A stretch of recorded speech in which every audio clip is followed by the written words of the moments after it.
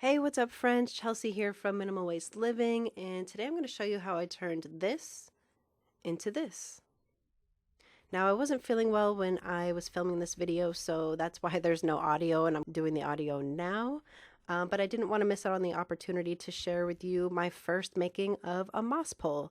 Now, with some help from the one and only Daphne Rose, let's get into it.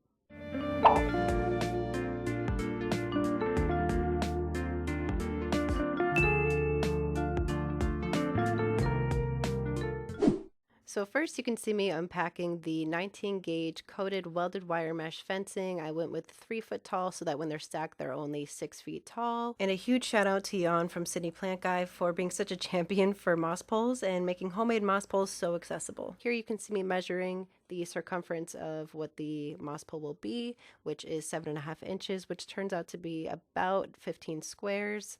Here you can see me using scissors to cut this welded wire mesh. Not recommended, but this was just what I had available. I thought I had wire cutters, but I did not. It was hard, I won't lie, but it got the job done. And I went with the wire fencing because I wanted it to be more structurally sound than the plastic fencing. Next, I added the sphagnum moss, which was moist but not wet, and I made sure to pack it in enough that there was enough material for the roots to actually have space to grow into, but not packed so tightly that they couldn't like penetrate through. Ugh, I hate that word. So I just found a good balance there. And I made sure to leave some empty space at the bottom of the pole using the depth of my pot as a guide so that I could fill that space with Aroid mix, which you'll see later. I started by adding the first zip tie at the center and spaced the rest of them 4 squares apart, and that worked out really well for me. So if you are a numbers person like me, then I would recommend that. I think this part of the process took the longest of all of it. So in the meantime, I would love to hear about any moss poles that you have made, what plants you have on them, what kind of moss pole you're using. So if you can tell me in the comments below, I would love to hear about your moss poles. I am literally obsessed with them right now. I want to get every plant I have on a moss pole. So yeah, tell me in the comments what's the last plant you put on a moss pole and what type of moss pole did you use?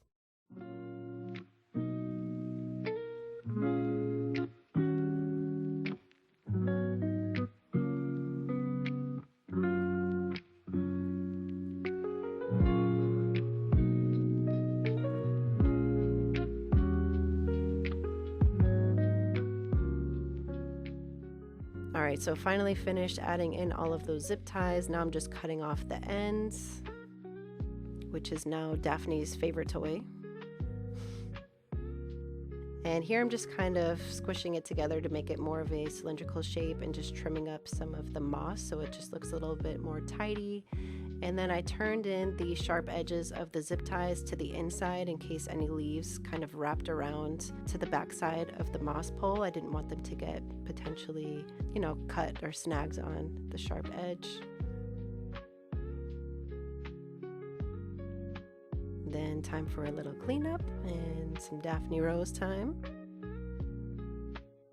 And now it's time to pot it up.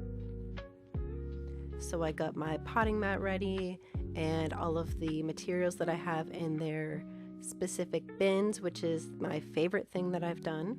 And I know I haven't been doing this in my previous videos, but in this video in particular, I was going through a respiratory infection or a respiratory issue.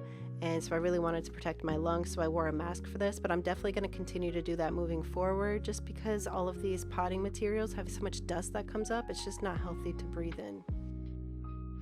So for my Aroid mix, I use coconut coir, perlite, pumice, and bark.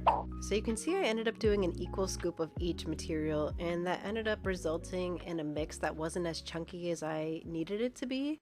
And you can tell when I'm trying to fill up the bottom of the moss pole with this Aroid mix, it's really just falling right through because it's not chunky enough. So I really struggled here trying to get all of that medium inside of the pole. And after this video, the whole pole ended up coming right out of the pot, so I had to repot it with a more chunky mix. So for that, I only did 1 scoop of cocoa coir to, I believe, 2 scoops of all of the other materials. And that ended up being a much better consistency, and I was able to really jam the material, the chunkier materials, towards the back of the moss pole. To really solidify its position in the pot so that I can pick it straight up from the pole and don't have to worry about it popping out again. And I really underestimated how much mix I would need to make because the pot was actually a lot bigger than I expected it to be. So I ended up having to make some more mix, and it was tricky having the pole still stand up when there wasn't a lot of mix in there. So I would recommend having a big batch of mix already prepared for you so you don't have to worry about that when you're in the middle of repotting. But I got it done. I made it work. And then here we have the glorious that looks oh so glorious. And the way that I set this up was I pinned the stem of the glorious to the moss pole where I wanted it to sit, and that made it a lot easier to pot it up. Once that was set in place, I just added some more of that Aroid mix on top, and then it was all set. And I think that's it. So that is how I turned this into this. That's all, friends. Thank you so much for watching. I really hope you enjoyed the video. If you did, please like, share, subscribe if you haven't already, and leave a comment below of the last plant that you put on a moss pole and what type of moss pole is your favorite kind. Thanks so much for watching. I hope you have a wonderful day, and I'll see you next time.